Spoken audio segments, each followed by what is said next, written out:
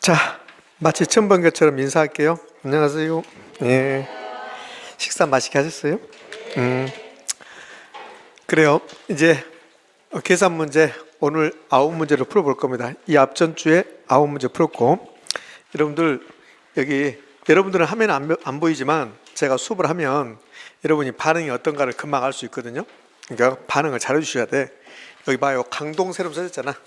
이 강동세름에서 지금 수업을 하고 있는데, 이 강동세름의 지금 이 내용을 노원세름에서 듣는다고. 노원세름. 그래서 노원세름 학생들이 강동세름은 반응도 없어. 왜 그래? 그러면 안 된다.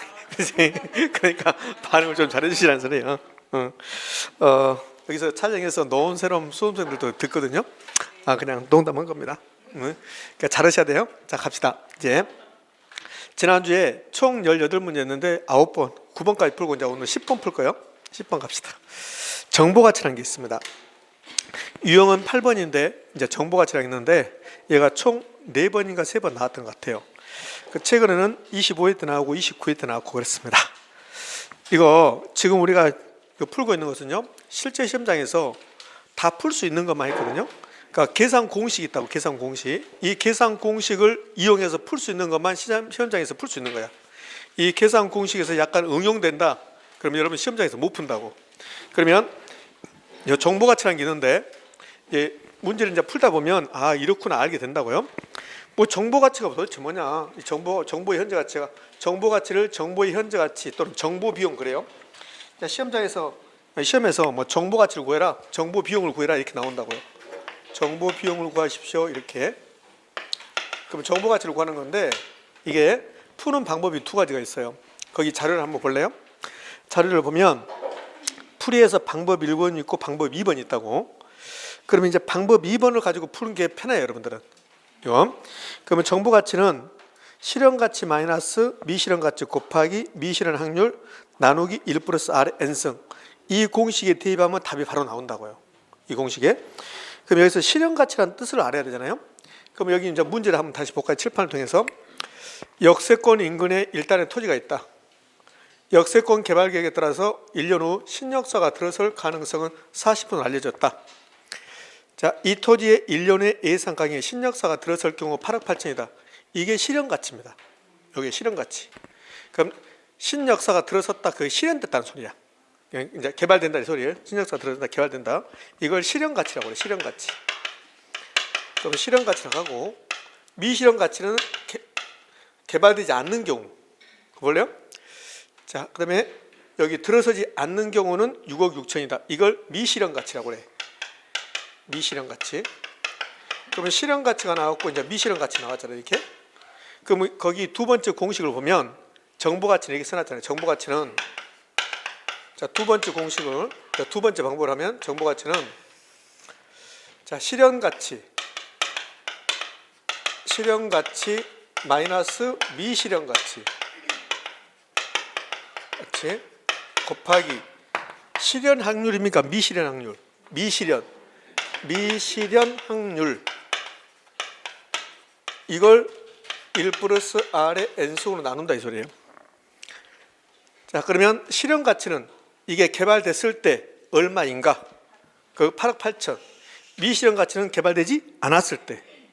그러면 여기 미실현 확률은 이걸 보면 뭐라고 나왔냐면, 여기 1년 후 신역사가 들어설 가능성은 40이다.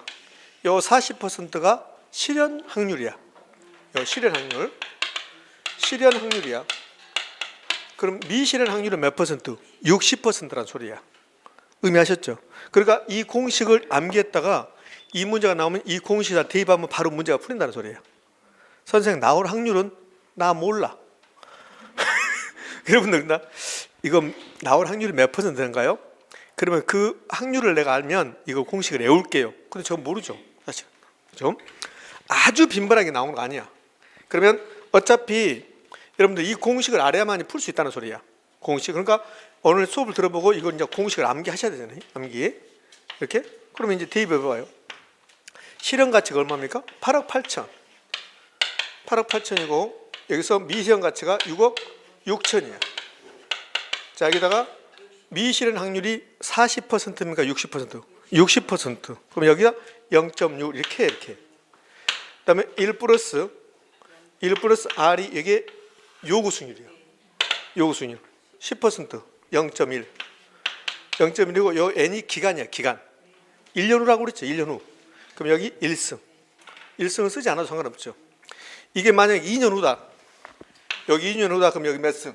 2승 2승 이해됐습니까? 이거 N승이잖아. N승. 요 N승은 기간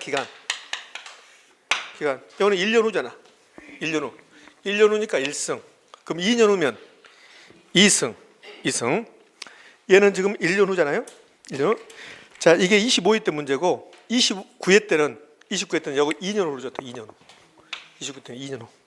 그럼 선생 3년 후면 3승 3년 후면 여기 3승 됐죠? 그러니까 이 공식을 이용하면 바로 이제 계산이 나온다고 이렇게. 그렇게 해서 이걸 계산하면 얼마가 나오냐면 1억 2천만 원 나온다고. 계산해 보시죠. 1억 2천 나오지 이렇게. 1억 2천만 원. 자, 그럼 이제 정보가치 구하는 문제가 나왔습니다. 정보가치 구하는 문제가 나오면 공식은 실현가치 마이너스 미실현가치 곱하기 미실현 확률 나누기 1 플러스 R의 N승. 이 공식을 이제 암기하셔야 돼. 그럼 문제가 바로 풀린다고. 선생님, 그럼 공식 모르면 찍어야지 뭐. 어떻게 도끼로 찍어야지. 예. 여러분 지금 도끼를 막 갈고 있잖아요. 도끼를. 지금 여러분 공부하는 게 도끼를 가는 겁니다. 수험생들에게 좀 필요한 한자성어가 뭐가 있냐면 마부작침이라고 있어요. 마부작침. 혹시 들어보시는가 모르겠지만 마부작침. 선생님 한자로 써봐. 못 써. 한자로 못 씁니다. 요 마부작침이 무슨 말이냐면 도끼를 갈아서 바늘을 만든다는 소리야. 도끼를 갈아서 바늘을 만들려면 얼마나 열심히 해야 되겠습니까? 여기에 마부작침이야. 여러분들은 마부작침 하셔야 돼요. 마부작침. 작심이 아니라 작침인데 잘못해서 작침. 마부작침이 아니라 마부작침. 자, 연습할까요? 정보가치 구하는 문제가 나왔습니다. 실현가치 마이너스 미실현가치 곱하기 미실현 확률 나누기 1 플러스 R의 N승. 자, 이게 두 번째 방법이야. 두 번째 방법. 근데 이 방법으로 푸시라고. 그러니까 첫 번째 방법은 또 풀어놨잖아요. 첫 번째 방법은 정보가치는 확실한 경우에 부동산의 현재가치 마이너스 불확실한 경우에 부동산의 현재가치 이 두 개 구해서 빼버리면 그게 정보가치가 되는 거야. 자, 좀 어렵잖아요.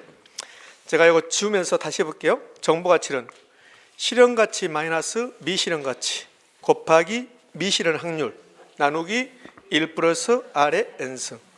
이 공식 암기하면 바로 대입하면 된다고. 그럼 선생님 실현가치가 뭔데? 들어설 경우. 미실현가치는 들어서지 않을 경우. 그 미실현 확률은 여기에 들어설 가능성이 40이다. 그럼 안 들어설 가능성은 60 이렇게. 그럼 끝나는 거죠. 자, 방법 2, 첫 번째. 방법 1번은 정보가치라는 것은 이것도 역시 공식이잖아요. 정보가치라는 것은 확실성의 현재가치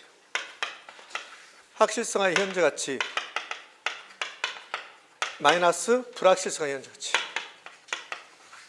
현재가치 이렇게. 자, 그럼 확실성의 현재가치는 무슨 말이냐면 여기 100% 신역사가 들어선다. 그게 확실한 거야. 그때 현재가치라고. 그럼 여기 유심히 봐봐요. 이 토지가 있는데 이게 1년 후에 신역사가 들어설 가능성이 40이죠. 들어선다면 얼마야? 8억 8천. 그럼 여기가 1년 후에 100% 들어선다 그러면 8억 8천이라고. 1년 후에. 그게 확실한 경우요. 8억 8천이 확실한 경우의 미래가치야. 그런데 우리가 구한 것은 확실한 경우의 현재가치라고. 그럼 이걸 이렇게 현재가치 만든다는 소리야. 이게 확실한 경우의 현재가치야. 그러니까 어쩔 수 없이 이 공식을 외우셔야 돼요. 자, 정보가치는 확실성의 현재가치 마이너스 불확실성의 현재가치. 이 공식을 하거나 아마 먼저 물었던 거 정보가치는 실현가치 마이너스 미실현가치 곱하기 미실현 확률 나누기 1 플러스 N승. 어떤 방법을 해도 상관없어. 그럼 이제 두 번째 방법은 이제 첫 번째 방법인데 이제 순서가 바꿨으니까 두 번째가 되는 거잖아요. 그러면 확실한 경우의 현재 가치는 이게 확실성의 현재 가치는 100% 개발된다. 그때 현재 가치. 그 100% 개발될 때 1년 후에는 얼마다? 8억 8천. 이걸 현재 가치 만드는 거야. 이게 확실성화 현재 가치. 그럼 8억 8천을 현재 가치 만들려면 할인율로 나누는데 할인율은 투자자 요구 수준. 그럼 1 플러스 0.1. 1년 후니까 여기 1승. 2년 후면 2승. 그럼 얼마 갈까? 8억. 그럼 확실성화 현재 가치가 8억이야. 8억. 8억. 그럼 불확실성화 현재 가치는 개발될지 안 될지 모른다. 개발될지 안 될지 모른다. 그 불확실성화 현재 가치는 1년 후에 개발될지 안 될지 모른다. 그것을 현재 가치로. 그럼 1년 후에는 얼마일까? 자, 개발될지 안 될지 모른다. 자, 봐봐요. 100% 개발 안 된다. 100% 개발 안 되면 1년 후에는 얼마야? 6억 6천. 100% 개발 안 된다면. 100% 개발된다. 8억 8천. 그러면 될지 안 될지 모르니까 이 두 개를 평균 내는 거야. 이 두 개를. 평균 내는데 들어설 확률은 40이니까 요 8억 8천이 될 확률은 40%. 그럼 6억 6천이 될 확률은 60%라는 소리예요. 왜요? 그게 불확실성화의 1년 후의 가치라고. 그럼 봐요. 1년 후는 8억 8천 곱하기 0.4 플러스 6억 6천 곱하기 0.6 이렇게. 이걸 계산해내면 불확실한 경우에 1년 후의 가치야. 근데 우리는 이 현재 가치를 구하는 거라고. 그러면 이거는 엄청나게 많이 봤어. 수업 시간에.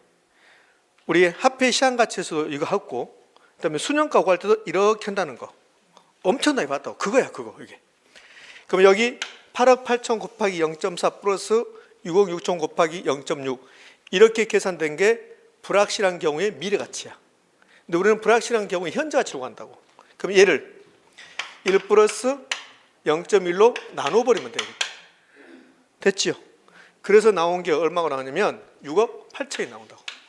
6억 8천. 이렇게 계산하면 6억 8천. 그럼 확실성화 현재 가치는 8억. 불확실성화 현재 가치는 6억 8천. 이 차이를 정보가치라고 한다고. 그럼 정보가치는 1억 2천 이렇게. 그럼 여러분이 선택하시면 돼. 아, 나는 1번이 좀 논리적인 것 같아. 그럼 1번으로 해. 이걸로. 아니, 나는 2번 암기할 거야. 자, 2번은 실현가치 마이너스 미실현가치 곱하기 미실현 확률 나누기 1 플러스 R의 N승. 여러분 둘 중에 하나 선택해서 풀면 돼. 그러면 이건 4번인가 5번 나왔는데 꼭 이것밖에 안 나와. 이렇게 숫자만 바꿔서. 자, 29회 때는 여기 2년이고 그것만 차이가 있고 다 똑같아. 숫자만 바꿔서 나오니까. 그래서 이 문제가 나오면 풀 수 있어야 되니까 마지막으로 정보가치를 구한다. 그러면 두 번째 공식.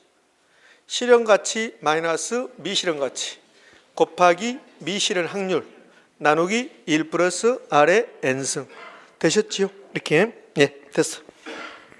자, 이것은 여러분 연습하기 나름이야. 이제 연습 열심히 하면 되는 거고, 선생님 나는 들었는데 안 된다. 그 연습 안 한 거라고. 제 말 믿고, 오빠 말 믿고, 오빠 말 믿고는 5번만 풀어봐. 5번. 그래도 안 됩니다, 오빠. 그러면 계산 문제 포기. 그러니까 5번만 제발 5번. 5번 풀어도 안 된다. 그럼 여러분 포기 못 할 겁니다. 열받아. 한 번만 더 해봐야 되겠다. 이렇게 할 거라고 이렇게. 그러니까 되니까 5번만 풀어보시기 바랍니다. 자, 한 문제 됐어요. 지금 남아서 조는 사람은 무슨 뜻이야? 아니, 괜히 남아가 졸면 어떡해? 졸리면 집에 갔어야지. 이거 뭐 하자는 거야? 보라색 옷 왜 그래? 보라색 없죠? 보라색 없죠? 자, 여기 현금 수지 계산. 얘는 좀 쉬워. 여기 지금 우리 부원장님께서 이거 만들 때 여러분들 연습시키느라고 이 문제를 두 문제 해놨어 지금. 이쪽에도 있고 이쪽에도 있고 그래. 맞지요? 네, 그렇지. 자, 지금 현금 수지 계산합시다. 현금 수지는 여러분 잘했잖아. 가능 총수등 마이너스 공식 물품량 있죠? 그거야 그거. 자, 이거 봐봐요. 우리 영업 현금으로 있었거든. 이런 공부 좀 하게요. 영업 현금으로 영업 수지 계산합니다. 그러면 첫 번째가 뭐 나와요? 가능 총소득 임대 단위수 곱하기 단위당 예상 임대료 가능 총소득 마이너스 공실 및 불량부채. 여기다가 기타 수입 있으면 기타 수입 더하죠. 기타 수입, 기타 소득. 이건 영업 외수익. 이렇게 나온 게 유효총수득. 유효총수득에서 뭘 빼고? 영업경비 빼고. 영업경비 빼고 나면 그러면 순영업소득. 순영업소득에서 뭘 빼고? 부채 서비스. 원리금 상환에 은행목 주고 나오면 세전 현금 수지. 세금 내기 전에 현금 수지. 세전 현금 수지에서 뭘 빼고? 영업 소득세를 빼고 나면 그러면 세후 현금 수지. 맞습니까? 세후 현금 수지. 이거 물어보는 거야, 이거. 이 문제가 지금 이거 물어보는 건데, 자, 이론 공부할까요? 이 영업 수지가 나오면 몇 가지 형태로 시험 출제한다고 그랬습니까? 7가지. 첫 번째 순서를 암기하십시오. 두 번째 크기 비교 동일할 수 있다 없다? 있다. 기억나시죠? 그거. 그다음에 세 번째가 고려사항. 순영업소득 계산할 때 고려사항은 자기 위에 끝. 그다음에 네 번째가 소득이 나오면 무슨 투자에? 총투자에. 수지가 나오면 지분 투자에. 그다음에 다섯 번째가 뭐였던가요? 영업경비에 포함되는 거 포함되지 않는 거 구별하는 거. 그래서 공부소감, 소계자 이런 거 했었잖아요. 그게 다섯 번째. 여섯 번째가 영업소득세를 계산하는 거. 일곱 번째가 세후현금수지, 세전현금수지, 순영업소득 계산하는 거. 이렇게 해서 이 영업현금론에서는 이론적으로 7가지를 기억하고 있어야 된다. 이론적으로 6가지고 요 세후현금수지, 세전현금수지 계산 문제니까 총 계산 문제 포함해서 7가지. 그럼 이 문제는 지금 세후현금수지 계산하고 있어요. 세후현금수지. 그치? 자, 미안해요. 좀 위에다 썼어야 되는데 이렇게 될 줄 몰랐습니다. 자, 다시 써볼까요? 영업수지가 있었다.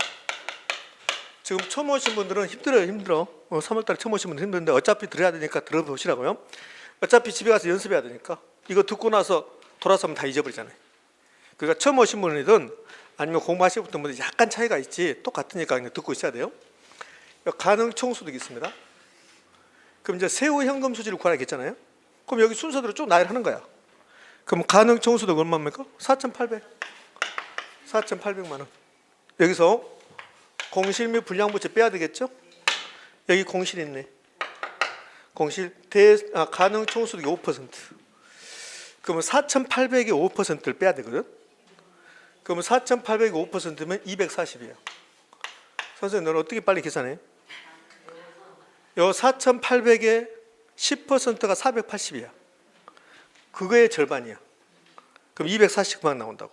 이렇게. 자, 그러면 240 빼고 기타 수입을 더해야 되죠. 그러면 기타 수입이 있어요, 없어요?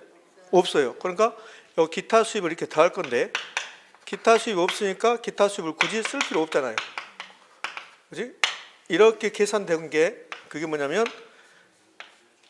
유효총수득이야. 유효총수득. 그럼 유효총수득은 4,800에서 240을 빼. 그럼 4,000 얼마입니까? 560만 원이 된다고. 자, 여기서 영업경비를 빼는 거야. 그 영업경비를 빼면 영업경비가 240 줬잖아요. 그럼 240 이렇게. 자, 그러면 자 생각해봐요. 이 문제는 영업경비라 그냥 줬어. 근데 요즘은 이렇게 안 줘. 이렇게 안 주고 영업경비를 안 주고 뭐라 하냐면 비용을 이렇게 줘. 비용. 그러면서 여기다가 재산세 100만 원, 보험료 100만 원, 수선비 40만 원. 그다음에 다섯 번째 감가상각비 여기다가 100만 원. 이렇게 5번 이자 비용 100만 원 이런 식으로 준단 말이에요. 이렇게. 되셨죠? 그럼 이 중에서 우리는 영업경비만 골라내야 돼. 의미하셨죠? 그러니까 이 문제는 쉽게 준 거야. 영업경비 240이라고. 그럼 여기서 우리는 영업경비만 골라내야 되는데 이렇게 해서 영업경비야. 그래서 영업경비에 포함되는 거 포함되지 않는 걸 우리가 기억하셔야 한다고. 그래서 공부소감 소개자는 영업경비 아니라 했잖아요. 그러면 재산세, 보험료, 수선비 영업경비라는 소리야. 이런 식으로. 그러니까 이렇게 지금 우리가 푸는 문제는 이게 25회 때니까 쉽게 냈다고. 근데 요즘은 이렇게 주면서 이 중에서 영업경비만 골라내야 한다는 소리야. 의미 아시겠습니까? 그렇지? 그러면 영업경비가 240이니까 240을 빼야 되겠어. 240을 뺍니다. 그래서 나온 금액을 순영업소득이라고 그래요. 순영업소득. 근데 순영업소득인데 순영업소득 이제 얼마 나와요? 4,320만 원 나온다고. 여기에서 부채 서비스액을 빼야 돼. 부채 서비스액을 다른 말로 뭐라고 그래요? 원리금 상환액이야. 원리금 상환액. 그러면 원리금 상환액은 원금 상환액 플러스 이자야. 원금 상환액 200, 이자 비용은 800. 그러면 부채 서비스액 얼마입니까? 1,000만 원. 1,000만 원 이렇게. 그럼 빼고 났더니 3,320만 원 나왔어. 이걸 뭐라고 합니까? 세전 현금 수지. 근데 우리가 구하는 것은 세전 현금 수지입니까? 세후 현금 수지? 세후 현금 수지. 그럼 여기서 뭘 빼야 되냐? 영업 경비를 빼야 돼. 영업 경비를. 그럼 영업 경비를 빼고 나면 우리가 구하고자 하는 세후 현금 수지가 나와. 자, 아니 미안해요. 미안해요. 미안해. 큰일 날 뻔했네. 졸지나 말지. 영업소득세. 제가 좋나 봐요. 미안합니다. 영업소득세를 빼는 거야 이렇게. 노원세롬 수험생님 미안합니다. 세후 현금 수지 이렇게 부르는 거라고 이거. 그러면 이제 우리는 요 영업소득세를 알면 세후 현금 수지를 구할 수 있다는 소리야. 맞죠? 그러면 이 문제는 여기까지는 순탄하게 왔다고. 매우 순탄하게 왔죠? 그러면 이 문제는 결론은 세후 현금 수지 구하라고 하는데 쟁점이 뭐가 되는 겁니까? 영업소득세가 쟁점이 되는 거라고. 영업소득세가. 이해됐습니까? 그러면 이 순서를 모르면 이건 계산할 수 없는 거죠. 자, 여기 현금수지 계산 문제가 총 9번 나와. 세후 현금수지 계산하라고 5번 나와. 세전 현금수지는 2번 나오고 순영업소득도 2번 나와. 총 9번 나온다고. 그러면 이 세후 현금수지 계산 문제가 5번 나왔는데 5번 다 영업소득세를 안 줬다고. 그러면 5번 다 영업소득세를 계산하는 소리야. 그래서 우리가 영업소득세를 계산할 수 있어야 한다고. 자, 그러면 수업 시간에 이거 할 때 제가 영업소득세는 여러분에게 언급하지 않았다고. 영업소득세는 언급하지 않았다고. 그럼 영업소득세를 어떻게 구하냐? 자, 영업소득세. 이제 이 문제 쟁점은 이 영업소득세입니다. 그럼 영업소득세는 우리 강동도 그렇고 노원도 그렇고 제가 영업소득세는 언급하지 않았어요. 그러면 영업소득세를 어떻게 구하냐면 순영업소득에서 순영업소득 플러스 대체충당금. 대체충당금이라는 게 있는데 더하고 그래서 이자 비용을 빼고 감가상각비를 빼. 자, 그러면 과세 대상 소득이 나와. 과세 대상 소득. 과세 대상 소득 이렇게 나온다고.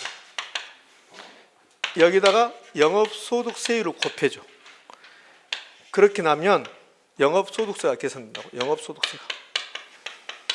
그러니까 이 문제는 여러분이 영업소득세를 계산할 수 있는가?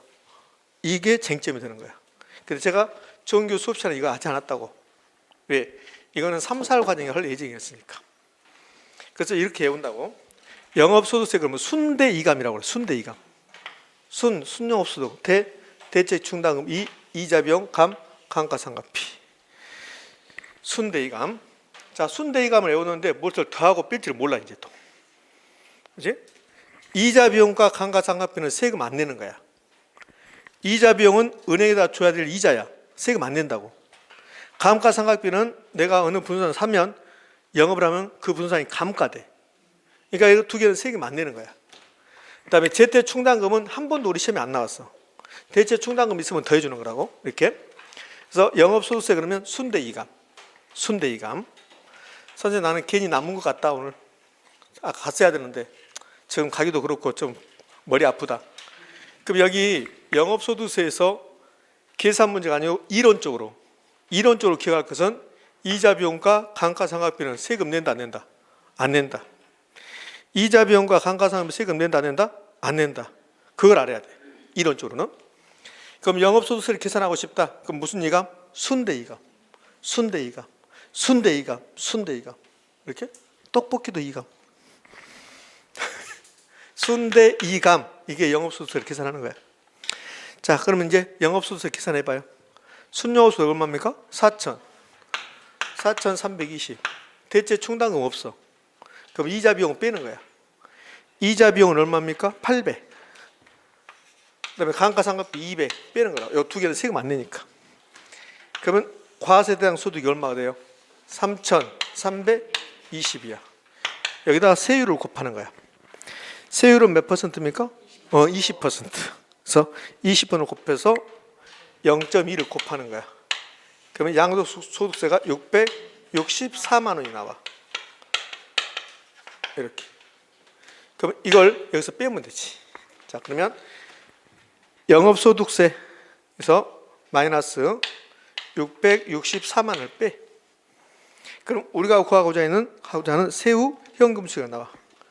2,656만 원. 이게 답이라고.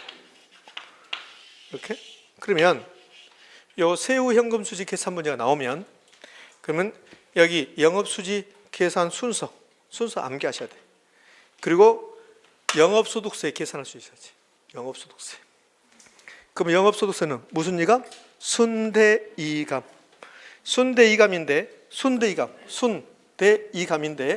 이자 비용과 감가상각비는 세금 내지 않으니까 빼준다. 됐죠? 그럼 끝나는 거예요. 이렇게. 순대이감. 그리고 이제 혹시라도 지금 여러분들 공부가 안 돼 있으니까 모르는데 공부가 좀 되면 꼭 이 질문을 한다. 무슨 질문을 하냐면 자, 여기 낼 때요. 여기 보면 이 문제는 이자 비용 따로 원금 상환액 따로 줬어요. 근데 이걸 이렇게 준다고. 어떻게 줄 수 있냐면 요 원금 상환액 안 주고 여기다가 이 자리에다가 원리금 상환액이라고 줘. 원리금 상환액 1,000만 원 이렇게 준다고. 지금 이해됩니까? 원리금 상환액 1,000만 원 준다고. 그다음에 이자 비용 800 이렇게 주고. 그러면 이제 요 원금 상환액 200 안 주고 원리금 상환액 1,000만 원 이렇게 줬어요. 이렇게. 그러면 여기 가능청소득 쭉 빼다가 이게 순영업소득 4,320 나왔어요. 부채 서비스액 원리금 상환액이죠. 그 부채 서비스 뺄 때 요 1,000만 원만 빼면 돼. 어떤 사람은 1,000만 원에다 800 더해 또 이렇게. 그래서 1,800을 빼면 안 된다고. 여기 부채 서비스액이 원리금 상환액이잖아요. 그럼 원리금 상환액 줬잖아. 이렇게. 그 1,000만 원만 빼면 돼. 그럼 선생님 이자 비용 왜 줬는데 이자 비용은 여기서 써먹어야 되니까요. 여기서 이해됩니까? 그러니까 여기 자료에 원금 상환액하고 이자 비용이 나오면 두 개를 더해서 빼는 거야 여기 뺄 때. 근데 원리금 상환액이 바로 나오면 이것만 빼면 되지 이자를 더할 필요 없다는 거야. 이해되셨죠? 이거 꼭 질문 옵니다. 지금은 질문을 할 수가 없어. 뭔 말인지 모르니까 잘. 나중에 알다 보면 이 문제를 낼 때 이 문제처럼 원금 상환액을 주는 경우도 있고 원리금 상환액을 주는 경우도 있다고. 지금 이해되셨죠? 이렇게. 자, 그래서 9번 문제, 유형 9번, 11번 다 끝났어요.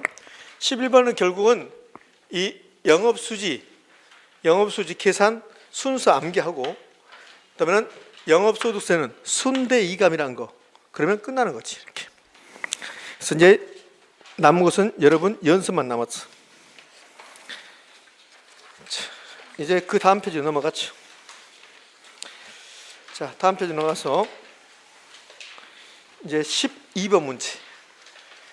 순영가 구하고 수익성 지수 구하는 거. 순영가 구하고 수익성 지수 구하는 건데 순영가 구할 수 있으면 수익성 지수도 바로 구할 수 있는 거야. 선생, 나는 순영가는 구할 수 있는데 수익성 지수는 못 구한다. 그건 말이 안 되는 거예요. 그럼 순영가 수익성 지수 구할 때 여기 지금 사업이 4개 나왔어요. 패턴 똑같아요. 방법은 방법은 똑같도 빨리빨리 할 수 있어요. 그래서 여러 개 주는 거야. 이렇게. 그러면 이거 어떻게 나오냐면 이 문제를 주면 이렇게 주고 나서 여기다가 뭐라고 주냐면 여기는 제가 바꾼 거잖아요. 각 사업의 수년가 수익성질 산정하십시오. 이렇게 나오는데 실제 시험 문제 이렇게 나오죠. 발생한다.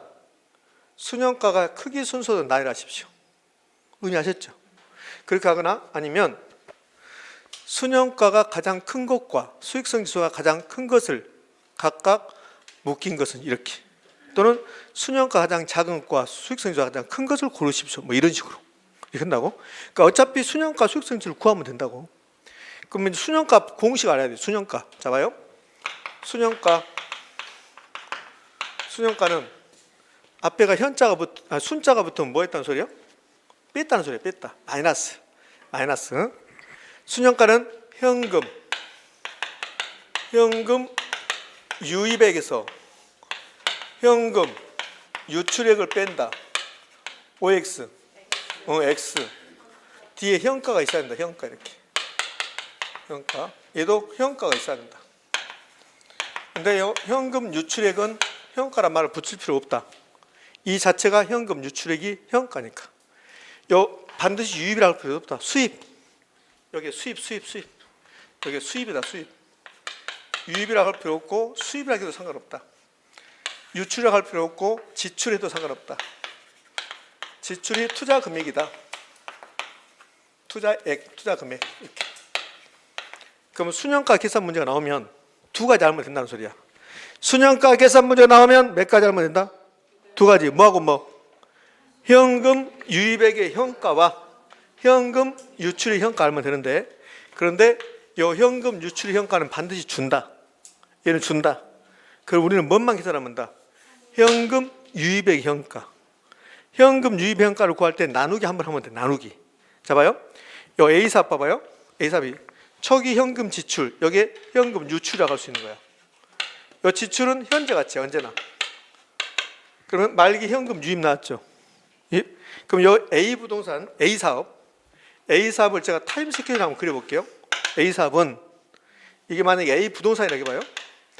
이렇게 A 부동산이 있는데 A 부동산은 자, 초기 현금 지출, 여기가 이제 0, 현재 현금 지출. 현금 지출이 얼마? 3천만 원. 자, 그러면 이 3천만 원은 현금 지출의 현재 가치, 미래 가치? 현재 가치. 그다음에 1년 후 들어올 예산되는 금액. 말기 현금 유입 7,490만 원. 이거. 자, 이를 뭐라고 부르냐? 얘를 현금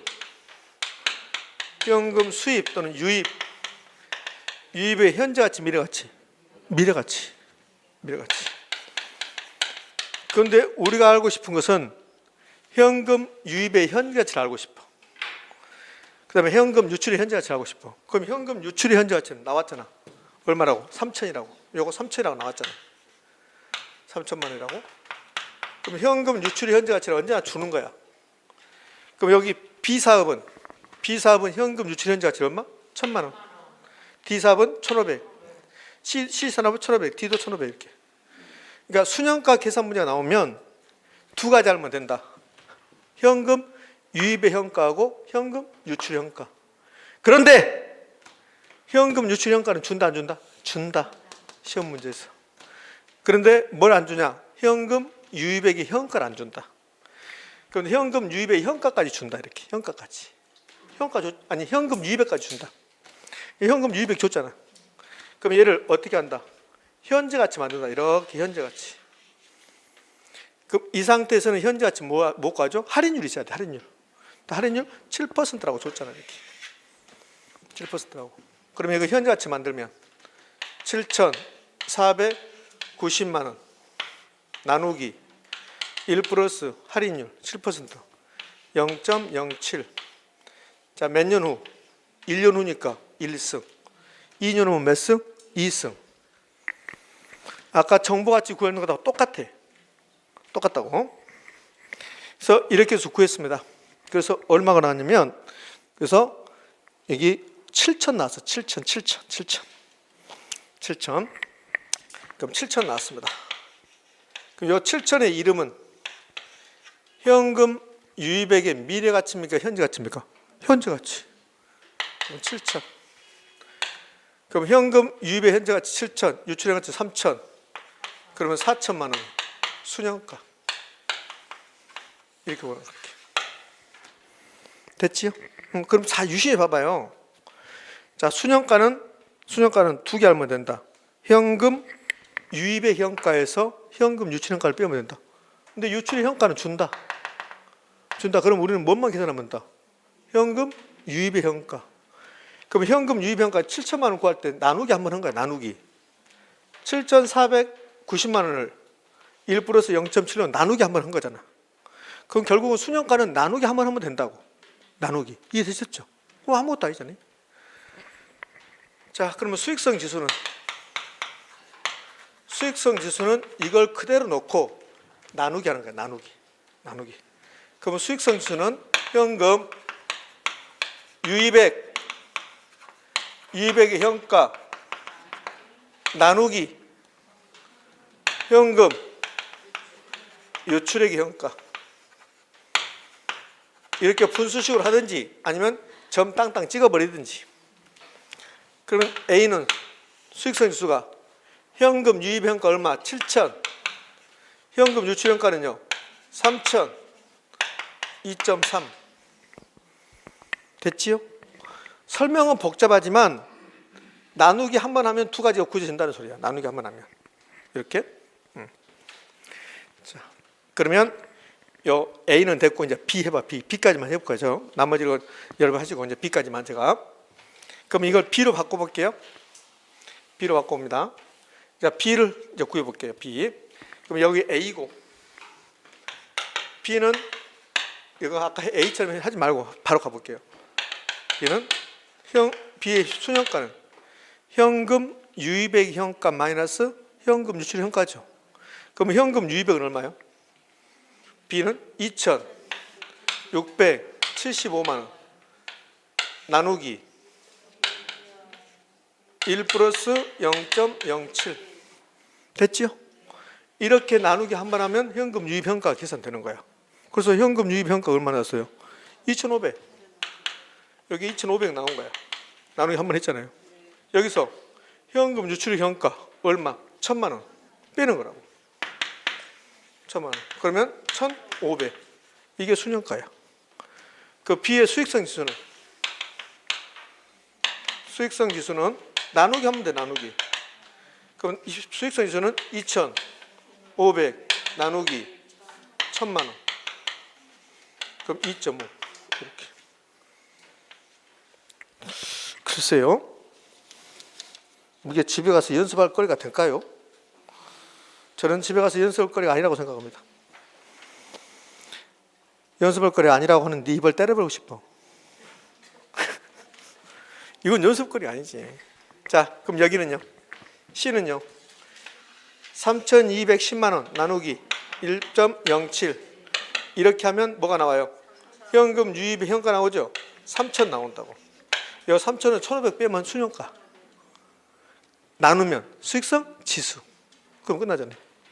다만 이런 문제 나왔을 때 기간이 1년이냐 2년이냐 빨리 파야 돼. 1년이니까 여기 1승이야. 2년이면 여기다 2승. 선생님 3년이면 3승. 이렇게. 됐지요? 오늘 끝. 자, 수년가 수익성 지수 계산할 때 어려운 문제 있어요. 많이 어려운 문제 그거 못 풀어요. 못 푼다고. 못 푸니까 이 정도만 해. 그러니까 이게 되면 좀 어려운 문제인데 나중에 이제 하겠지 이제. 시험학습 간다든지. 근데 이 정도만 여러분 시험장에서 풀 수 있는 거야. 그러면 자, 이제 최대 대출 가능 금액. 자, 이런 거요. 이 최대 대출 가능 금액은 내가 주택을 담보로 해서 돈 빌리는데 얼마까지 빌릴 수 있는가? 내가 신한은행 가서 주택을 담보로 해서 돈 빌릴 건데 얼마까지 빌릴 수 있습니까? 이게 최대 대출 가능 금액 주택이라고 써놨어요. 작년에 주택을 냈다고. 주택. 아주 쉽게. 작년에는 아마 수업 들으신 분들은 거의 다 맞추게끔 작년에 출제했다고요. 그러면 최대 대출 가능 금액은 주택도 있고 상가도 있는 거야. 내가 어떤 주택을 담보로 해서 돈 빌리겠다. 그럼 얼마까지 빌릴 수 있습니까? 그 말이에요, 이게. 근데 상가도 있다고, 상가. 근데 상가하고 주택 중에서 주택에서 살래. 주택을 2번 내면 상가를 1번 내는 거야. 그러니까 주택을 먼저 하는 거야. 주택이 더 중요하니까. 자, 여기 굉장히 뭐 난해할 것처럼 느껴지는데 곱하기 2번, 나누기 1번 하면 끝나. 그럼 실제로 끝난다고. 자, 논리를 아셔야 돼요. 봐봐요. 내가 요 주택이 지금 3억짜리인데, 주택이 3억짜리인데 이걸 담보로 지용하고 내가 돈을 빌릴 거야. 그럼 은행에서 뭐라 하냐면, 그래요, 3억짜리니까 2억 7천 빌려줄게, 이렇게 안 한다고. 예전에는 그렇게 했다고. 근데 요즘은 당신 연봉은 얼마인데 이렇게 한다고. 그럼 내가 연봉이 없는 사람이야, 노는 사람이야. 그러면 주택을 살 때 주택을 담보로 돈 빌리면, 그러면 은행에서 당신의 연봉은 없어도 내가 많이 빌려주겠습니다, 그걸 안 한다고. 그렇게 않고 은행에서 주택을 내가 살려고 할 때, 주택을 담보로 해서 돈 빌릴 때 은행에서는 기준이 2가지가 있는 거야. 2가지. 첫 번째가 담보 인정 비율이야. 그러니까 이 주택담보대출에서 최대 대출 가는 금액은, 기준은, 이 주택담보대출의 기준은 첫 번째가 담보 인정 비율. 자, 담보 인정 비율 기준이 있고, 이 담보 인정 비율 기준이 대부비율이라고. 대부비율 기준이 있다고. 자, 그럼 이런 뜻이라고요. 자, 여러분들, 대부비율이 60%란 말은 주택 가격에 대해서 60%만 빌려주겠다는 소리야. 그럼 담보 인정 비율이 60이다. 그러면 10억짜리 주택을 살 때 얼마 빌려주겠다? 6억 빌려주겠다는 소리야. 6억. 의미하셨죠? 그러면 한번 생각해봐요. 자, 이 담보 인정 비율을 있는데, 여기 담보 인정 비율은 시장가치 60까지 해준다는 소리야. 60까지. 그러면 내가 10억짜리 살 때 얼마까지 빌려준다? 6억까지 빌려준다는 소리야. 이해되셨죠? 근데 여기는 얼마짜리야? 3억짜리라고. 그러면 요 주택담보대출에서 최대 대출 가는 금액, 최대 대출 가는 금액을 산정할 때, 대출 기준이 주택은 2가지라고. 대출 기준은 2가지인데, 첫 번째 담보 인정 비율이야. 이걸 대부비율이라고 해. 그럼 담보 인정 비율 기준은, 이 기준으로 융자액을 계산해. 융자액. 그럼 융자액이면 봐요. 10억짜리인데 60%다. 그러면 10억짜리인데 60%다. 그럼 얼마 빌려준다는 소리야? 6억까지. 그러면 융자액은 주택가격 곱하기 담보 인정비율 이렇게 하겠다는 소리야. 이렇게. 자, 그러면 이 주택의 가격이 얼마입니까? 3억. 3억인데 얼마까지? 60%. 0.6 곱해서 1억 8천까지 빌려주겠습니다, 그 말이에요. 그런데 여러분이 합리적으로 판단하세요. 직장이 없는 사람이 이 주택을 담보로 해서 돈 빌리는데, 만약에 국가에서 담보 인정 60이니까 60%니까 1억 8천 빌려주겠다, 이렇게 되면 전세 끼고 주택을 살 수 있겠죠. 그렇죠? 그럼 내가 직장이 없는 사람이야. 그럼 이 일만 계속 하라는 소리야. 그럼 투기하라는 소리야. 투기. 이해되셨죠? 그러니까 이게 못하게 하겠다는 소리야. 그래서 네 소득은 얼마인데 이렇게 물어보는 거야. 그럼 내 소득이 없는데 너는 안 빌려줘, 이렇게 하겠다는 소리야. 아주 잘한 거야. 잘한 거죠. 선생님 그러면 안 될 것 같은데, 아니, 투기 막아야 되니까. 그래서 두 번째가 뭐가 있냐면 총부채 상환 비율이라는 게 있어. 총부채 상환 비율. 그러니까 총부채 상환 비율이라는 게 있다고. 이거는 다른 말로 하면 당신 연봉에 대해서 돈 빌려주겠습니다, 그 말이야. 그러면 총부채 상환 비율이 만약에 50%다. 그럼 네 연봉이 1억이면 너는 1년에 5천만 원까지 갚을 능력이 있다. 5천만 원 빌려준다는 소리 아니야. 5천만 원까지 갚을 능력이 있다는 소리야. 그럼 봐요. 자, 내가 3억짜리 주택을 산다. 그러면 이 주택 가격만 보면 담보인증 60이니까 1억 8천까지 빌려주는 거야, 국가가. 아니, 은행에서. 이해되셨죠? 근데 이제 국가에서 네 연봉이 얼마냐? 그거 물어보는 거야. 그럼 내 연봉이 많으면 많이 빌려주겠다는 소리야. 근데 내 연봉이 적으면 안 빌려주겠다는 소리야. 그러면 내 연봉이 하나도 없어. 내 연봉이 없다고 내 소득이 잡히지 않아. 돈 안 빌려주겠다는 소리야. 이해되셨죠? 그럼 내 연봉이 10억이야. 10억. 10억이라고. 그럼 은행은 많이 빌려주겠다는 소리야. 이해되셨습니까? 그게 총부채 상환 비율이야. 총부채 상환 비율은 당신의 연봉 비율에서 빌려주겠습니다. 그 말이라고. 이 총부채 상환 비율을 뭐라고 하냐면 다른 말로 두 가지가 더 있어. 소득 대비. 이게 소득 대비가 내 연봉이야. 내 소득. 소득 대비 부채 비율. 또 차주. 차주는 돈 빌리는 사람, 차입자. 차주의 상환 능력. 그럼 내가 주택담보대출을 받고 나의 상환 능력은 뭘까? 내 연봉. 차주 상환 능력. 이렇게. 이 세 가지가 같은 말이야. 자, 그러면 이론적으로 주택담보대출의 대출 기준은 담보인정비율과 총부채 상환비율이다. OX. 이 대출 기준은 주택담보대출에서 이 두 가지 가지고 대출을 해주겠다는 소리야. 그럼 담보인정비율은 뭐에 따라서 돈 빌려주겠다? 주택가격 가지고. 그럼 담보인정비율은 주택가격의 가격으로 대출액을 결정한다. OX. 총부채 상환비율은 네 연봉이 얼마냐 이 말이지. 이 연봉이냐 얼마냐. 그러면 총부채 상환비율은 차입자의 소득을 가지고 대출액을 결정하겠다. OX. 그거는 기억하셔야 돼. 계산 문제 못한다 하더라도 이론적으로. 그거는 이론도 나오니까. 그러면 이론적으로 보면 주택담보대출에서 대출 기준은 첫 번째 담보인정비율. 다른 말로 대부비율. 이 담보인정비율은 뭘 가지고 돈 빌려주겠다? 주택가격. 그러면 담보인정비율 60이다. 내가 1억짜리 주택을 산다. 그럼 6천만 원. 내가 10억짜리 산다. 그러면 얼마? 6억. 그런데 담보인정비율하고 또 뭐 있다? 총부채 상환비율. 그럼 생각해봐요. 내가 연봉이 1,000만 원이에요. 연봉이 1,000만 원. 연봉이 1,000만 원인데 주택은 10억짜리 사겠대. 그래서 담보인정비율이 60이니까 은행에서 6억까지 빌려줄 수 있는 거야. 이 담보인정비율만 보면. 그런데 내가 1년에 연봉이 1,000만 원이면 한 달에 80만 원밖에 안 돼. 그럼 내가 6억을 갚을 능력이 있어요? 없어요? 없으니까 안 빌려주겠다는 소리야. 의미하셨죠? 그래서 이 총부채 상환비율 또 나오는 거야. 그러면 총부채 상환비율은 유흥자액을 계산할 때 뭘 가지고 유흥자액을 계산해 주겠다? 연봉, 차입자의 연간 소득 가지고. 그럼 이 총부채 상환비율은 봐봐요. 담보인정비율은 유흥자액을 구할 때 곱하기 한번 했어요. 이게 곱하기. 자, 어렵지 않다고요. 금방 할 수 있다고. 지금 눈빛이 굉장히 어려운 것 같아. 아무것도 아니라니까. 봐봐봐. 금방 알게 된다고. 이걸 알아야 돼. 담보인정비율은 뭐에 돈 빌려준다? 주택 가격 가지고. 총부채 상환비율 네 소득이 얼마냐 이 소리야.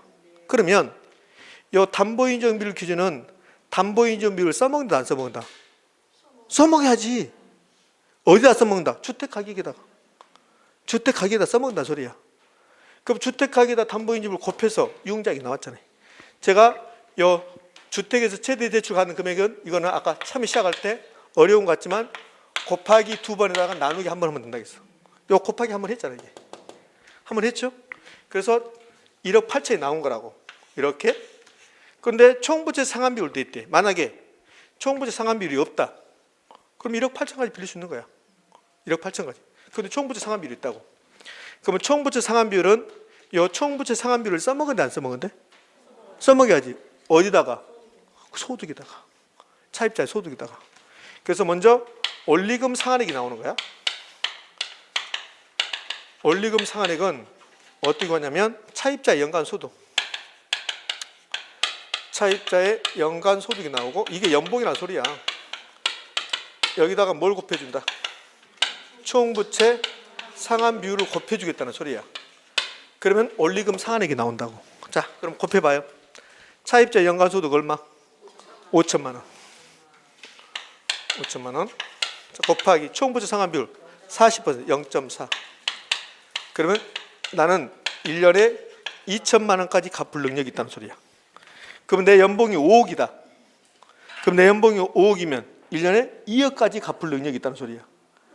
그럼 갚을 능력이 2천만 원인 사람하고 2억인 사람하고 어디를 많이 빌려주겠다? 2억인 사람 많이 빌려주겠다는 소리라고. 자, 그러면 이거 2천만 원 구했습니다. 근데 우리가 구하는 것은 원리금 상환액 구하는 겁니까? 유흥자액 구하는 겁니까? 유흥자액. 융자에. 그래서 이제 저당 상수가 나온다고. 주택이든 상가든 최대 대출 가능금액 구하라. 그러면 반드시 여기에 뭐가 나오냐면 저당 상수가 나온다고. 저당 상수는 주택이든 상가든 마지막에 써먹는 거야. 마지막에 나누는 거라고. 이제 융자액을 구할 때 융자액은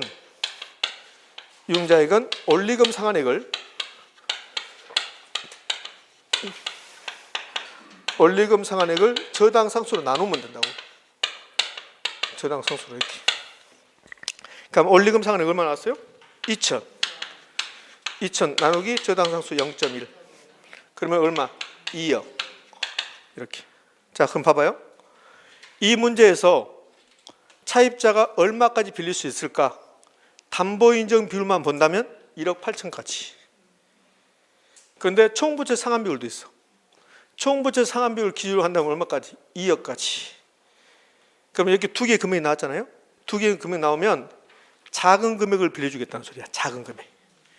그러면 두 개의 금액이 나왔습니다. 그러면 큰 금액, 작은 금액. 그러면 얼마까지? 1억 8천까지 빌릴 수 있습니다. 그 말이라고. 그러니까 복잡한 것 같지만, 자 볼까요? 제가 그랬네. 곱하기 두 번이나 나누기 한 번 하면 된다고. 요 곱하기 한 번 했죠. 그렇죠? 여기 곱하기 나누기 한 번 했잖아요. 그럼 끝나는 거예요. 이렇게. 자, 잘 봐요. 자, 주택인 경우에는 최대 대출 가능금액 산정할 대출 기준은 담보인정 비율. 담보인정 비율, 대부 비율은 이거는 주택 가격에다가 담보인정 비율을 곱하겠다는 소리예요. 그다음에 총부채 상환 비율을 써먹여야 되죠. 담보인정 비율을 써먹고 총부채 상환 비율을 써먹여야 될 거 아닙니까? 그럼 담보인정 비율 어디다가? 주택 가격에다 써먹겠다는 소리예요. 총부채 상환 비율은 뭐에 따라 돈 빌려준다? 소득. 그러니까 소득에다 써먹겠다는 소리예요. 그러면 차입자의 소득에다가 총부채 상환 비율을 곱해. 그럼 원리금 상환액이 나와. 이걸 저당 상수로 나누면 그러면 유흥자액이 나오는 거야. 그러면 여기 곱하기 한 번, 곱하기 한 번, 나누기 한 번, 그걸 끝난다는 소리지. 그럼 여기 있는 거 주택가격, 담보인정비율, 소득, 총부채상환, 저당 상수 전부 다 여기다 주는 거야. 전부 다. 다른 데서 어떤 거 구하는 게 없어. 전부 다 이 자료를 준다고. 그럼 자료를 주니까 이 논리를 알면 담보인정비율은 주택가격에 대해서 담보인정비율을 곱한다. 총부채 상환비율은 네 소득을 얼마인데 총부채 상환비율은 소득에다 곱한다. 그리고 저당 상수로 나눈다. 그러면 끝나는 거지. 자, 그래서 연습해 보면 될 건데 이제 여기에 기본인데 작년에 어떻게 됐냐면 여기다 딱 하나 추가되는 거야. 뭐라고 추가됐냐면 여기다가 기존 대출금 A의 기존 대출금이 있는 거야. 기존 대출금이 금액이 5천만 원 있다. 그러면 이미 5천만 원 받았죠. 그러면 추가적으로 얼마 받을 수 있습니까? 이렇게 물어보는 거야. 그럼 얼마? 1억 3천. 그렇게 내는 거야. 그렇게. 작년에 이렇게 냈다고 이렇게. 자, 그래서 최대 대출 가능 금액은 그냥 최대 대출 가능 금액 계산이 있고, 그다음에 추가적으로 얼마 받을 수 있습니까? 그렇게. 그럼 추가적으로 얼마 받을 수 있습니까? 이건 문제가 안 되죠. 최대 대출 가능 금액 구하고 거기다가 기존 대출금을 빼버리면 되니까. 자, 마지막. 자, 생각해봐요. 주택담보대출에서 최대 대출 가능 금액을 계산해봐라. 그러면 무슨 기준이 있을 거 아니야, 기준이. 주택담보대출은 첫 번째가 담보인정 비율, 다른 말로 대부 비율. 그 대부 비율은 주택 가격에다가 주택 가격 가지고 융자액을 결정하겠다는 소리야. 그러면 대부 비율 담보인정 비율은 문제 풀 때 써먹어 안 써먹어? 써먹어. 어디다가? 주택 가격에다가. 그럼 주택 가격에다 담보인정 비율을 곱하면 그럼 융자액이 하나 나온다는 소리야. 그다음에 총부채 상환 비율은 네 소득이 얼마인데? 그러면 총부채 상환 비율은 주택에 대해서 최대 대출 가능 금액 구할 때 써먹는다 안 써먹는다? 써먹는다. 어디에다가? 소득에다가. 그래서 연간 소득 곱하기 총부채 상환 비율. 그렇게 나온 금액을 뭐로 나눈다? 저당 상수로 나눈다. 저당 상수로. 그러면 유흥자액이 나오고. 두 개 나오면 큰 거, 작은 거. 두 개 나오면 큰 거, 작은 거. 작은 거 빌려주겠다는 거. 작은 거. 됐나요? 예, 그럼 됐습니다. 자, 이렇게 해서 최대 대출 가능 금액 했는데 집에 가서 한번 풀어보시라고. 그다음에 강의 노트 보면 또 있어. 강의 노트 보면 있으니까 작년에도 이거 출제해서 작년에는 추가로 대출 같은 거 했으니까 보시라고요. 그러면 이 정도 알면 금방 돼. 그러니까 주택 나오면 최대 대출 가능 금액은 곱하기 한 번, 곱하기 한 번, 나누기 한 번이 끝난다고. 이렇게. 자, 됐어요. 자, 첫 번째 시간 여기서 마무리하고요. 이제 좀 쉬었다가 이제 요 14번 좀 쉬었다가 14번 합니다. 되셨습니까? 예, 쉬었다.